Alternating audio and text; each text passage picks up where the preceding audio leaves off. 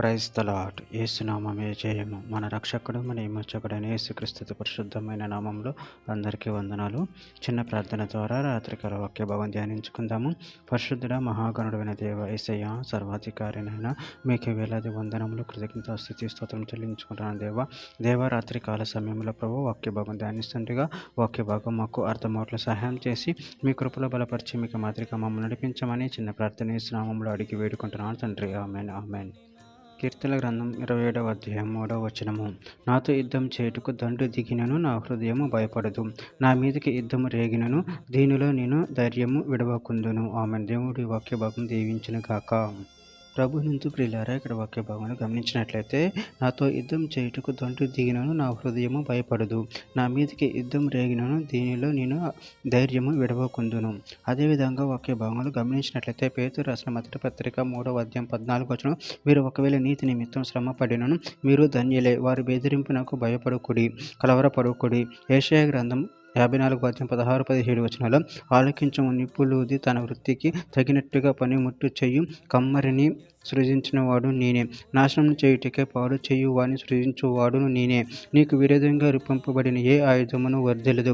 న్యాయ విమర్శలు నీకు దోషారోపణ చేయు ప్రతి వానికి నువ్వు నేరస్థాపన చేసేదవు. యెహోవా యొక్క సేవకుల నీతి నా వలన కలుగుచున్నది, ఇది వారి స్వాస్థ్యము. ఇదే యెహోవా వాక్కు.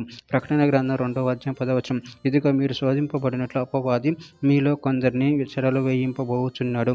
10 దినములను శ్రమ కలుగును, మరణము వరకు నమ్మకముగా ఉండుము, నేను నీకు జీవ కిరీటం ఇచ్చెదను.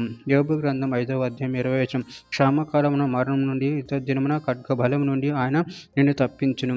మార్కు సువార్త 13వ అధ్యాయం 7వ వచనం, మీరు యుద్ధములను గూర్చి యుద్ధ సమాచారమును గూర్చి వినున్నప్పుడు కలవరపడకుడి, ఇవి జరగవలసి ఉన్నవి గాని అంతము వెంటనే రాదు.